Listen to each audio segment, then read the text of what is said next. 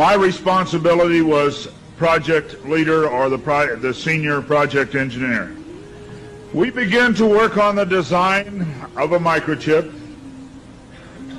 that, when it was completed, was 0.75 millimeters in diameter, 7 millimeters long. It was the size of 1/4 of a grain of rice. Again, I want to say that I was not a Christian, and there were no Christians there. They said they wanted this to have a power source and be able to emit a signal. And they told us they wanted us to use lithium as a battery source. Lithium's used in watch batteries, it's used in heart pacemaker batteries, it's used in a lot of places. I designed into this microchip a little charging circuit that would charge that battery.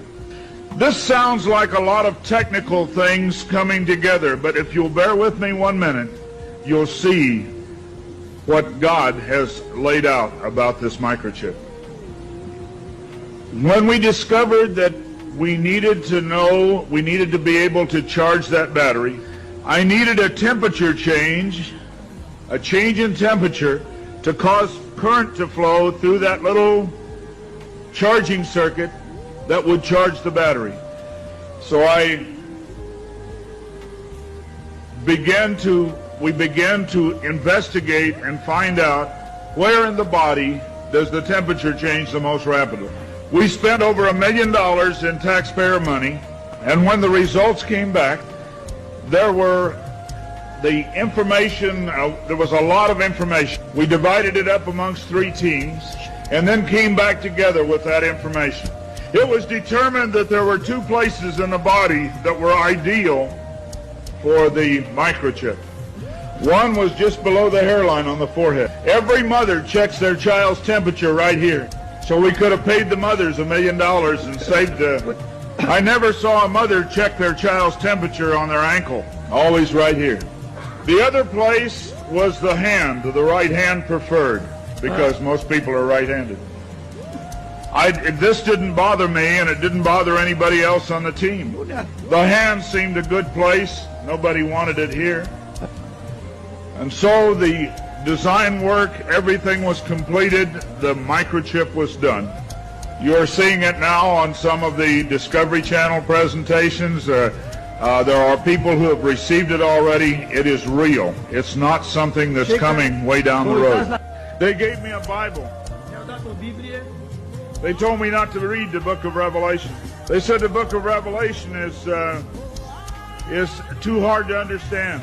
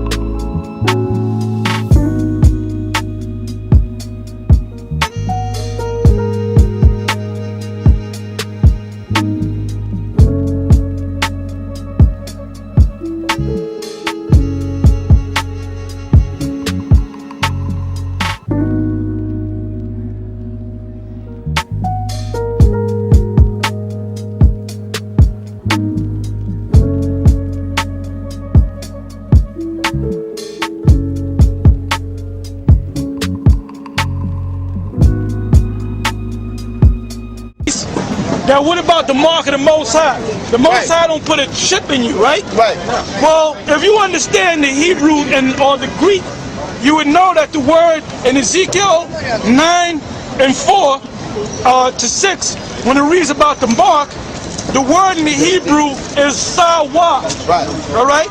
Now the word sawa from the Hebrew means to desire, listen, to exempt from judgment.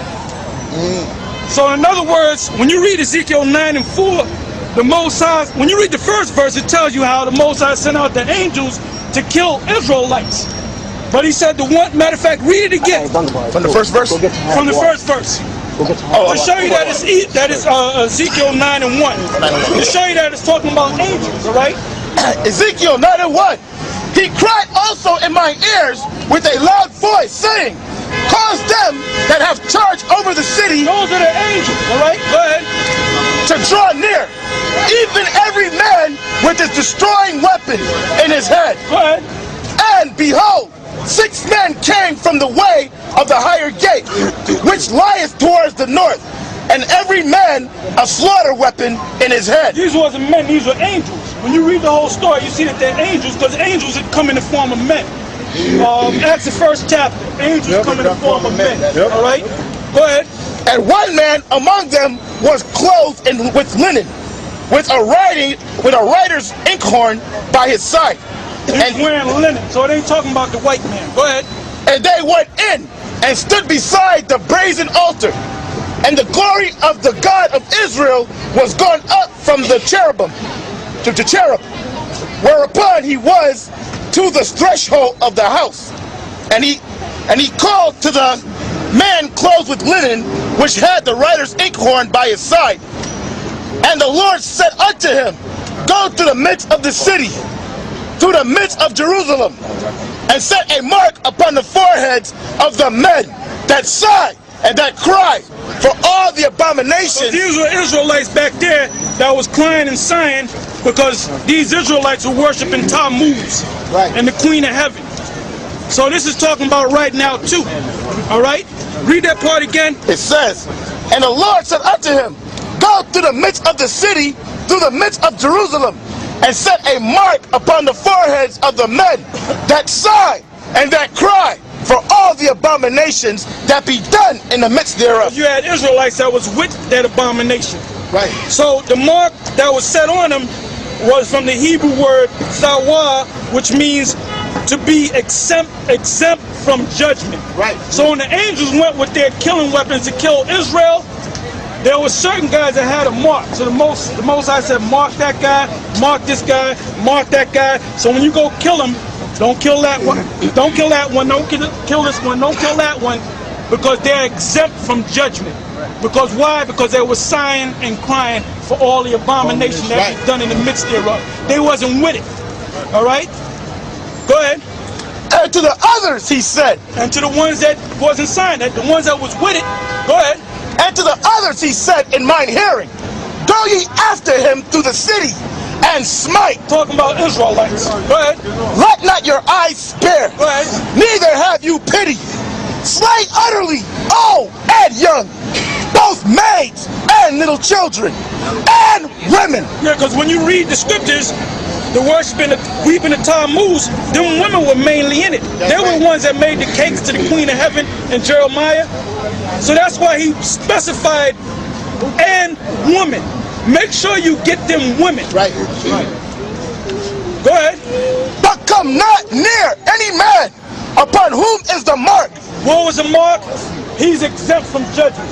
He's exempt from judgment. That's right. He's exempt from judgment. Don't touch them guys. Right. Because they wasn't with this bullshit. All right? So now these guys, Nathaniel 7, them clowns down in the desert of Brooklyn, talking about, oh, well, that mark in Revelation, you said it's a chip that they put in you. Well, what about the Most High?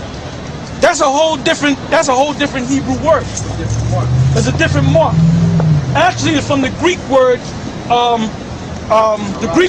charagma, from the Greek, which means a stamp, an imprinted mark, right? As a mark branded on a horse, to carve, to cut in. Where is that again? Excuse me? Where was that? What's that? What's The word, okay, the word is from a Greek word. When you read, matter of fact, go to Revelation 13 and 16. Matter of fact, read this whole list of scriptures. Revelation 13, 16, jump to 17, Revelation 14, 8 to 9, Revelation, get these scriptures, Revelation 14, 11 on down, Revelation 15, 1 and 2, Revelation 16, 2 to about 4, Revelation 19, 20, read a couple of verses in there, Revelation 24, and read a couple of verses in there, all right? Anytime these scriptures that I called out, if everybody got it, it's all going to use that word mark. And when you go into the Greek, The word there, like I said, is karagma. All right? Like I said, I'm going to say it again. A stamp, an imprinted mark, as a mark branded on a horse. To carve, to cut in. Revelation 13 and 16, right? Yeah, read loud. Revelation 13 and 16. And he causeth all, both small and great, rich and poor, free and bond, to receive a mark in their right hand or in their foreheads, and that no man might buy or sell save he that had the mark, or the name of the beast, or the number of his name.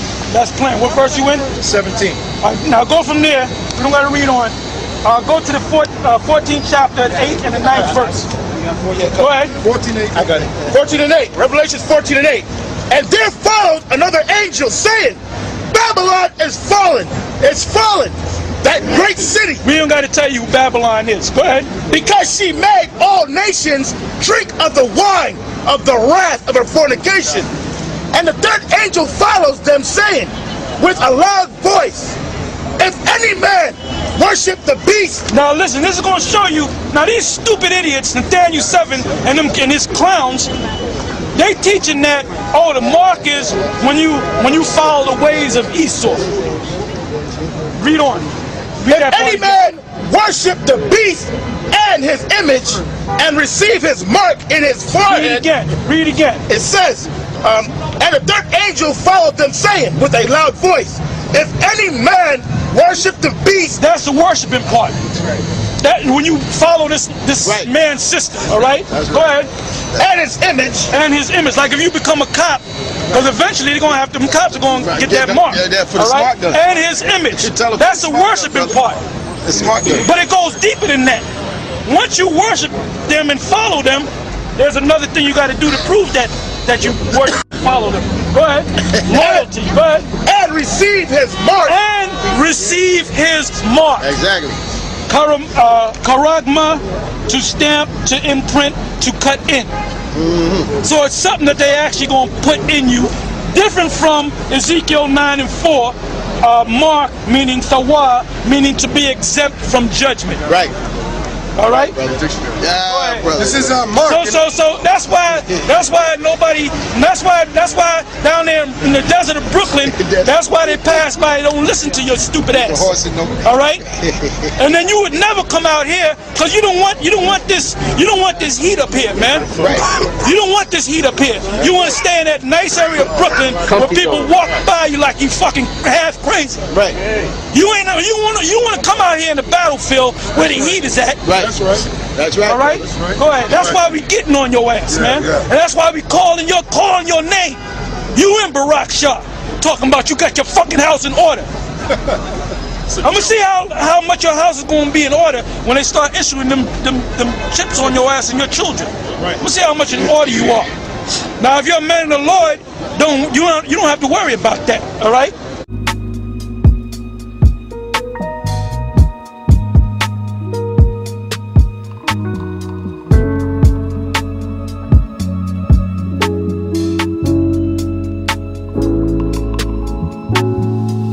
When it's the one world currency and you get the chip inside of you. Like Mark of the Beast. And what's going to happen is when they so that's headed towards that. Right. So the chip, it's to condition your mind. So it'd be like, oh, we've always been tapping. We've always been using cryptocurrency. We've always been, doing it this way. So when you get the chip, you ain't going to think nothing of it because you won't be like, nah, they've always been doing it similar to this, right? So the chip, when they put it inside of you, is going to be activated as your credit card. So long story short, now you could just, if they put it in your forehead or your wrist, now you could just slide your arm or slide your head, whatever they decide to put it in. And they're going to say, oh, there's all these good things about it. And this is where they manipulate / trick you / deceive you. They're going to say, you know why the chip is good? Because now no one could come up to you and just rob you and take your cash. You know why the chip is good? Because if you get kidnapped, I can find you and locate you with the chip. They're going to tell you all these great things.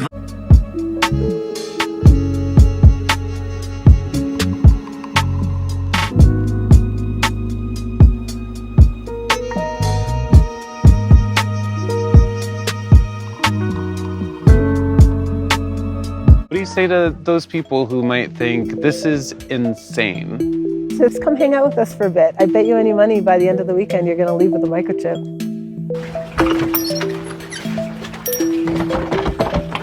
My name is Anastasia Sin. I'm a magician and a biohacker. You can even hear my hand because my hand has like 8 magnets in it, so my whole hand is now a speaker. Blues. This goes to my website. This is a LED light. There's like a TED Talk, how we're all cyborgs. You are all actually cyborgs. Suddenly we're a new form of Homo sapiens. It really resonated with me. My house, my car, my clothes are my exoskeleton. Without them, I'm not exactly me. So adding more technology didn't really seem that weird. It's literally a chunk of silicone with a battery and a circuit board. If you are someone who hacks your skin with an electronic, we call them a grinder. Let's see what we got In the Dangerous Things kit of how to become a cyborg.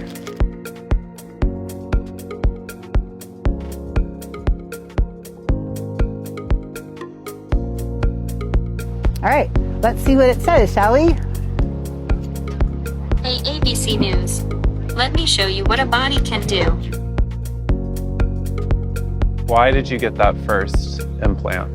Because my daughter wanted one. I said, listen, I'm not sure how safe this is for people, so how about I go and I get one, and if it's safe, like after a year and I don't have any health problems, I won't have a problem with you getting one. I'll even buy it for you. And she to this day doesn't have one, and I have 52. Yeah. 52, that sounds like an addiction. A little bit. At some points, 100 years in the future, everything will be an implant. When you guys come together every year, what is the big wish list item that you all hope to one day make? The thing everyone wants is Neuralink. It's frustrating because it's out there, but we don't know how it's built. So if Elon was willing to open source all of his stuff like we do, that'd be great. It works on the premise that your brain's electrical signals can interface with a computer's electrical signals. That is the dream. That is the Johnny Mnemonic, everyone's favorite movie in biohacking. Upload begins when you press here. Or uploading information like in the Matrix. Close it.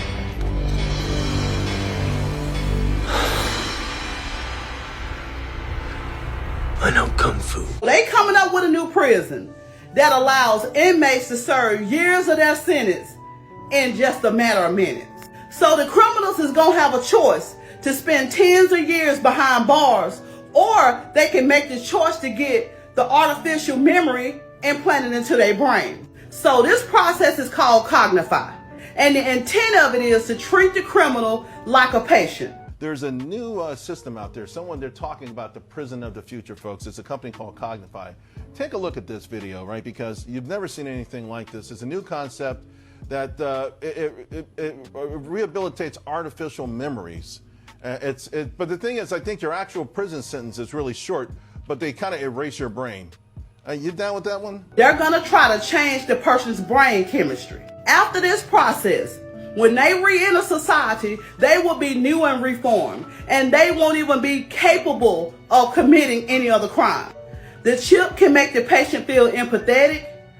Depending on the severity of the crime, the chip can also make you feel the emotional and physical pain of the victim and the family members. You can feel what they felt. So the process only takes about 7 minutes. But to the patient, it seemed like it had been years. Last year, the U.S. government spent $8.7 billion taxpayers' dollars on the prison. They say with this new prison, they can save money. But here's the part that they don't tell you.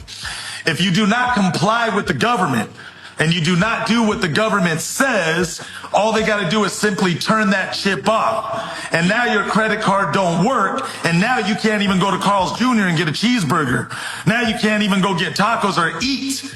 And now, in order for that chip to be turned back on / activated, you got to be under control and the mercy of the government and what they tell you to do to be able to even shop for food or whatever else is that you want to get. And so all that is leading towards that, man. So I tell people you're soon enough going to be backed up into having to make the decision of accept or don't accept.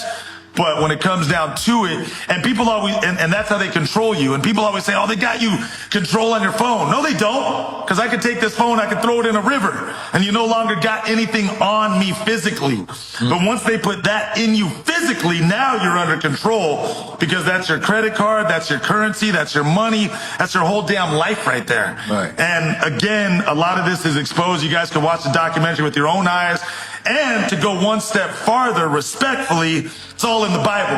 Right. It's all in Revelations. It's right there in black print. Right. So all I'm saying is, but if you want to see some current, watch American Fascism and Freedom, you'll get a wake-up call right there, and it shows you how and why this is happening, because this is all leading up to the one world government, the one world currency. Okay, you know in the Bible, it tell you about the number 666. Yeah. Yeah, it say, let one who got the wisdom and knowledge calculate this number. The key word is calculate, and you will know the meaning of that shit. So look, I'm gonna tell y'all, y'all listening at home, y'all write this, y'all try this. Boom. Write down the alphabets. Get a sheet of paper. Write down the alphabets. A, B, C, D, E, F, G, like going down on each line. Write the alphabet. And on for each letter, it'll be a number, a multiplication of 6. So A will be 6, B will be 12, C will be 18, D will be 24, you know, E will be 30, and so on, so on, so on, so on. So boom, once you got your alphabet, you got the numbers down. Now write the word computer. COMPUTER. Boom, you find the letter for C, which will be 18. Right. You find the letter for O, whatever that number is. You find a letter for M, whatever that number is.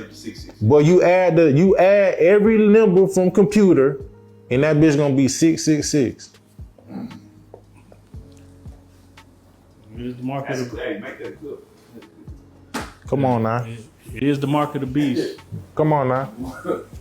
But then again, come on now, computer. What? And remember how they are, like how they trying to advance technology to where like that chip in your arm, to where if you ain't got the chip in your arm, you can't buy no food, right. You can't clock in or work. Yeah. And remember in the Bible, that's what it say. If you ain't got this mark, you ain't gonna be able to buy no food, no woo.